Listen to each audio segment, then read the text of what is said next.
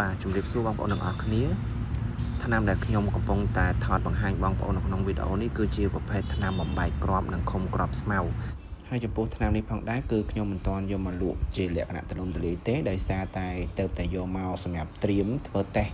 មើលគុណភាពរបស់វាថាតើវាល្អប្រើដែរឬអត់ប៉ុន្តែបើតាមការបញ្ជាក់ពីក្រុមហ៊ុនគឺថ្នាំនេះវាមានគុណភាពល្អជាងថ្នាំផ្សេងៗដោយសារវាមានសារធាតុ2គឺទី1 beta ឆ្លសម្រាប់បំបែកគ្រាប់ហើយPretila ឆ្លហ្នឹងគឺជាសារធាតុដែលធ្វើឲ្យពន្លកស្មៅដែលដុះចេញពីគ្រាប់ទាំងអស់ហ្នឹងវាស្វិតនិងមិនអាចដុះលូតលាស់ធំធាត់ទៀតបានបាទហើយថ្នាំនេះផងដែរមានចំណុះ1លីត្រហើយយើងអាចប្រើបានលើផ្ទៃដី1ហិកតាកន្លែងនោះអ្វីដែលសំខាន់គឺថ្នាំនេះយើងប្រើតែវាមួយមុខទេដែលមិនចាំបាច់ទៅទិញថ្នាំផ្សេងយកមកលាយចូលគ្នាពីមុខឲ្យអស់ច្រើនទេបងប្អូនបាទចំណែករបៀបប្រើប្រាស់គឺយើងត្រូវបាញ់បន្ទាប់ពីយើងចុះពូជបាន2ថ្ងៃ3ថ្ងៃអីហ្នឹងគឺដូចគ្នាជាមួយនឹងថ្នាំបំបែកគ្រាប់ផ្សេងដែលបងប្អូនធ្លាប់ប្រើកន្លងមក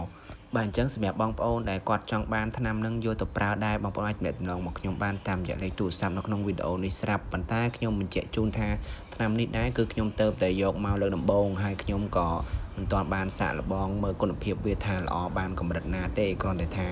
បើសិនជាគុណភាពល្អហើយតម្លៃវាសមរម្យប៉ុណ្ណឹងហើយបរិមាណប្រើបានច្រើនប៉ុណ្ណឹងប្រើតែឯងអញ្ចឹងគឺគួរតែទិញប្រើដែរបងប្អូនបាទព្រោះមួយដបនេះវាចំណុះ1លីត្រហើយយើងអាចប្រើបានដល់ទៅ1ហិកតាកន្លះឯណោះ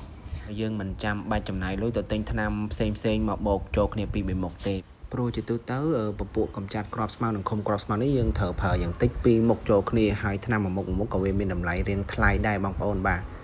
តែដោយឡែកចំពោះថ្នាំមួយនេះគឺយើងប្រើតូលប្រើតែឯងទេបាទអញ្ចឹងសម្រាប់វីដេអូរបស់ខ្ញុំមួយនេះគឺមានតែប៉ុណ្្នឹងទេអរគុណបងប្អូនទាំងអស់គ្នាដែលបានតាមដានទស្សនាតាំងពីដើមដល់ចប់ហើយចំពោះបងប្អូនដែលត្រូវការនេះខ្ញុំនឹងដាក់លេខទូរស័ព្ទនៅលើវីដេអូជូនបងប្អូនក៏ដូចជា link Telegram នៅក្នុង comment section ខាងក្រោមបាទជួបគ្នាជាមួយខ្ញុំនៅក្នុងវីដេអូក្រោយៗទៀតអំពីថ្នាំកសិកម្មវៀតណាមអរគុណជម្រាបលា